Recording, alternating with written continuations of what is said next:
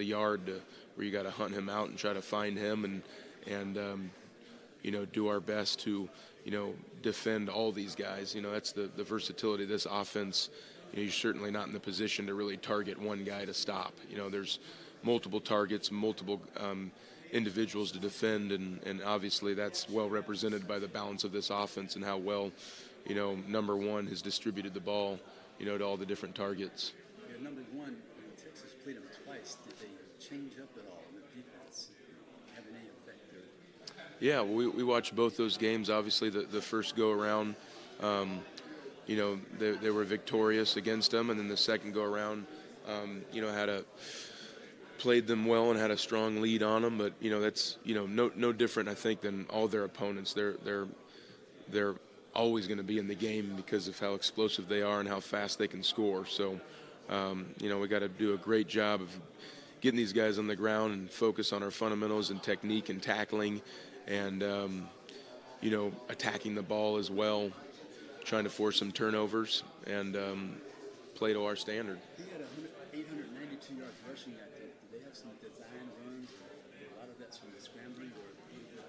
Yeah, he can hurt you in multiple different ways. So, obviously in their run pass option oriented offense, he's always got the ability to pull the ball and run himself, hand the ball off to a fellow ball carrier or release the ball.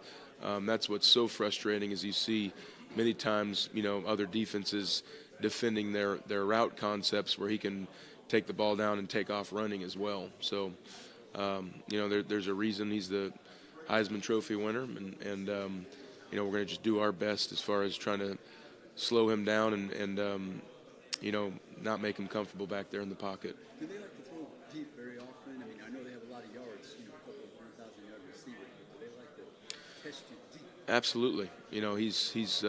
He can make all the throws, so they'll hurt you in various different ways, and so you see that every game.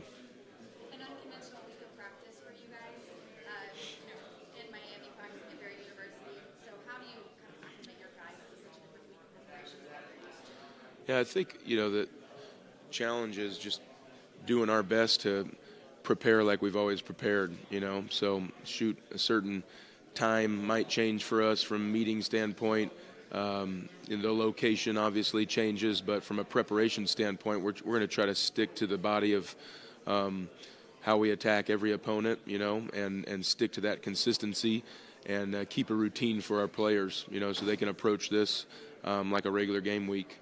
What is it like trying to get them in kind of the mindset after not playing for a couple of weeks? Mm-hmm. The excitement around the playoff, and what mindset do you want them in? Yeah, I think, focus is key here. So, of course, we want them to when the time is right and they're not in the body of practice or meeting, to enjoy South Florida and but to understand, this is a business trip. So when we're at these meetings, when we go to our walkthroughs, when we get into preparation and practice, that we're clocked in and we're locked in at that point, and it's time to go to work. And we are here for a reason, so that the other things and the bowl events and the fun that do come with it, that we're very fortunate to be a part of, that gets separated, within the body of our business time.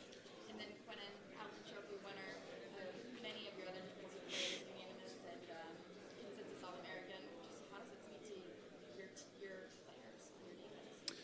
Yeah, I think we're very fortunate at Alabama to have some spectacular players that I'm certainly blessed. I know we are very blessed and fortunate to be coaching. So, those awards are great, but they have nothing to do with this game, and those things are in the past. So it's more about preparing for this great opponent that we're facing here on Saturday evening, and really happy for those guys. But I think those guys will be the first ones to admit, too, that, that stuff's in the past and we're moving on now, and excited for the challenge here ahead of us in a few days.